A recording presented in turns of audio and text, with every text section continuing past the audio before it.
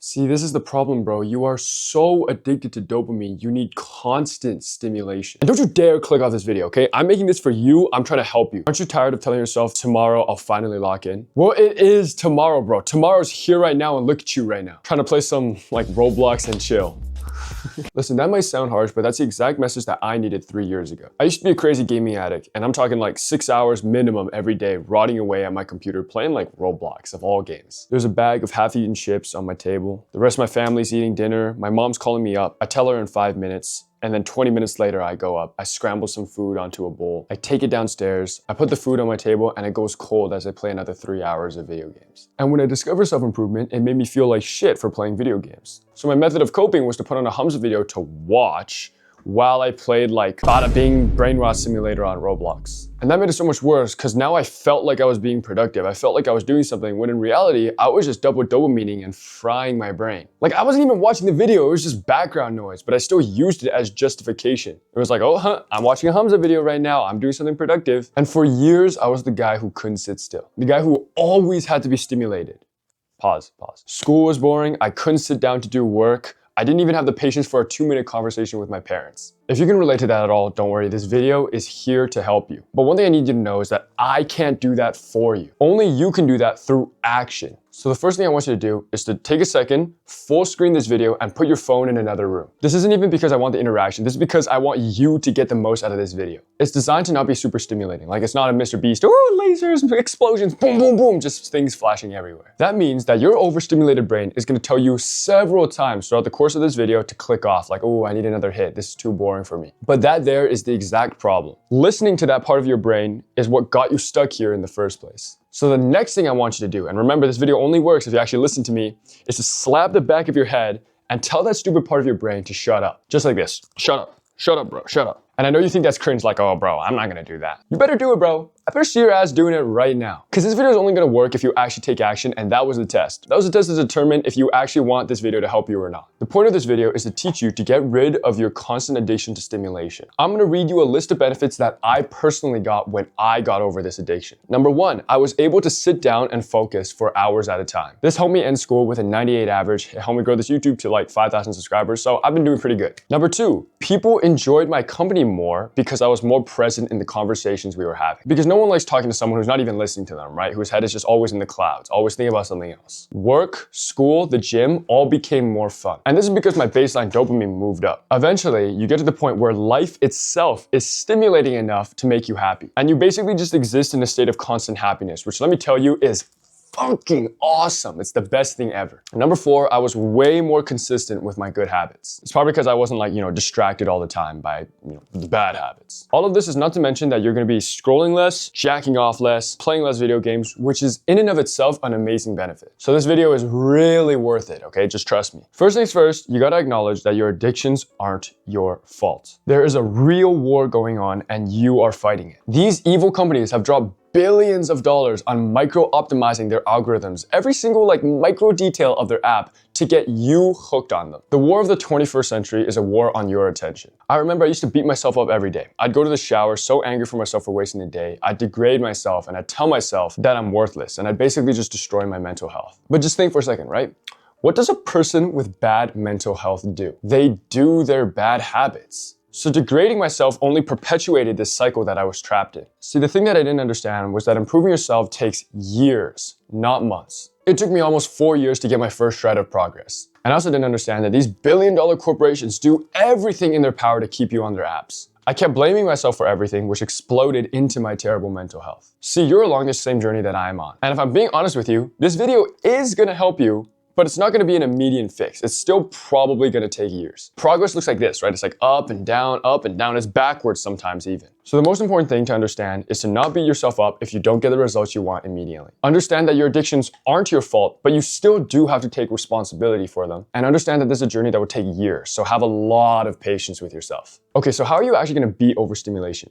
Well, there's 2 types of advice that I'm gonna give you. Advice that you can literally implement right now. These will have a pretty short-term effect. And number 2, advice that is more long-term. These are the habits that will actually help you reverse the damage, but it's hard to set them up. So first for the advice that you can do literally right now. And I highly recommend that after I give you the sauce, pause the video and immediately implement whatever I told you to do, or at least do it right after the video. Don't tell yourself, oh, I'll do it later, okay? Because later is a trap. There is no later. There is no tomorrow. Only the present moment exists. Later, you are not going to be motivated enough to actually implement these things. Okay, I've played these games before. Like, I know what the pattern looks like. All of these are going to take you maybe like 10 minutes to implement, but they're going to have months of lasting impact on you. So like, you should really think about doing these ones. And just so you know, some of these tips might sound like, they're AI generated. Like, okay, yeah, of course I knew that. But the thing is, they're still effective, right? Like, effectiveness transcends origin. The reason I'm speaking about these ones is because these are the ones that genuinely helped me in my life. Like, bro, if you've heard of it before and you haven't implemented it, okay, well, there's something wrong with you. You're clearly not taking action. Number 1, turn off notifications on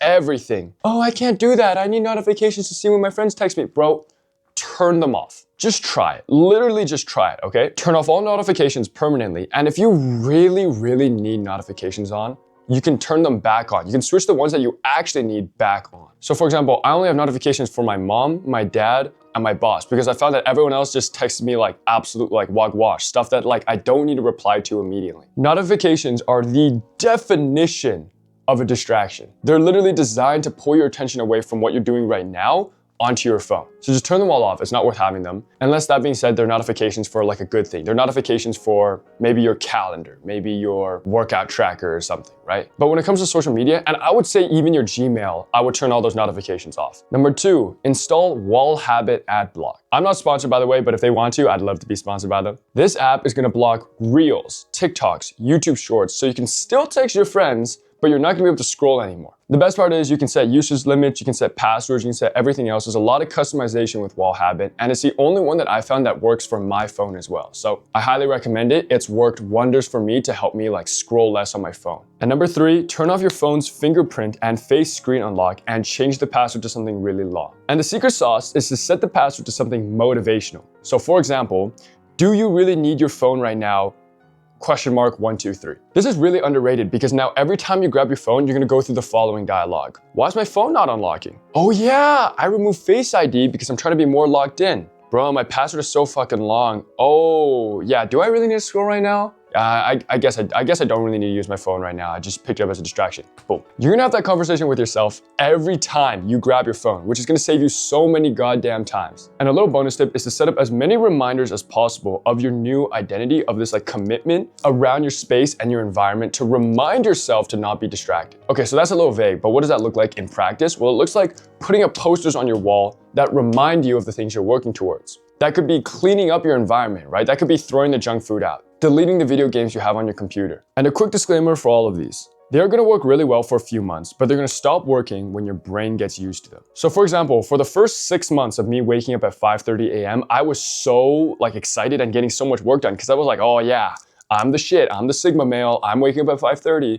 But then after like the 6-month mark, gradually, I started just being like, okay, well, I just wake up at 5:30. Like this is just part of my life now. It's not anything special. My brain just got used to it. And when it got used to it, I lost that like gung-ho energy I had in the mornings. But what you can do is you can use this period of increased motivation to set up the long-term habits that will actually dig you out of this hole. So what are the long-term habits? And before we go into them, I'm just gonna tell you right now, don't do all of these. I would pick the 1 or 2 that really sing to you and just focus on that because your brain has limited bandwidth when it comes to what it can focus on at a time. Number 1, no phone for the first 2 hours of the day. Oh, but I need my phone for an alarm. Get an alarm clock, bro. Duh. This is super important because your morning has a disproportionate impact on the rest of your day. The first 2 hours set the tone for the rest of the day. I found that the days when I wake up and I scroll for 10 minutes, I just feel so much slower. So set a rule for yourself and simply don't use your phone for the first 2 hours of the day. It helps if you have a specific spot for your phone for the first 2 hours, and you can think of that spot almost as like a lock, like a box for your phone, like a cage. Number 2, meditate daily. I know I said pick 1 or 2, but I highly recommend picking this one. This one is virtually a non-negotiable. And I don't even want to explain it, bro. Like there's so many benefits to meditating. You'll have better mental health, more focus, you'll be more present, more disciplined, happier, just everything, bro. The sauce is Medito, M-E-D-I-T-O. You can install their app or you can search them up online and just start on one of their beginner courses. They're gonna teach you everything you need to know about meditating. It's extremely high ROI, return on investment, because it takes 10 minutes out of your day, but it gives you so many benefits. Number 3, the 1 thing at a time rule. Basically what this means is as much as possible throughout the day, you're only allowed to focus on one thing at a time. What the fuck does that mean? That means that if you have dual monitors, you just use one. And okay, hold on. I know I have dual monitors, but respectfully, I'm a lot better at the self-improvement stuff than you are. I can handle dual monitors. Okay, it helps me edit faster. Okay, don't call me a hypocrite, please. If you're working, only have one tab open. If you're gonna play video games, just play the video game, okay? Don't have some bullshit video playing in the background. If you're shitting, shit. If you're eating, eat. If you're studying, try and study without music. Try your best to only ever do one thing at a time. And I don't think I need to explain why this is gonna help you beat your overstimulation. Like, come on now.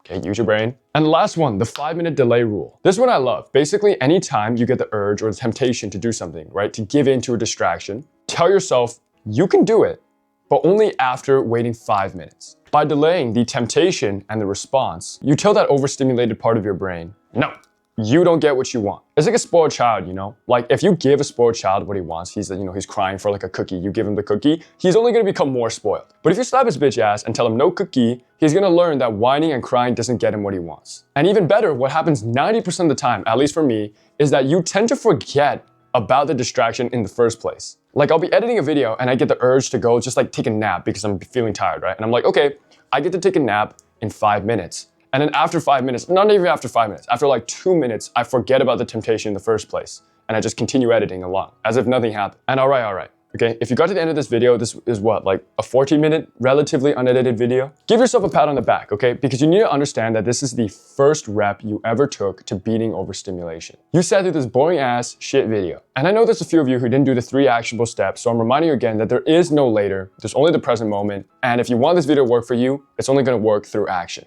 Your action. And the last action I want you to do is to comment under this video and subscribe to my YouTube channel. I am a sellout.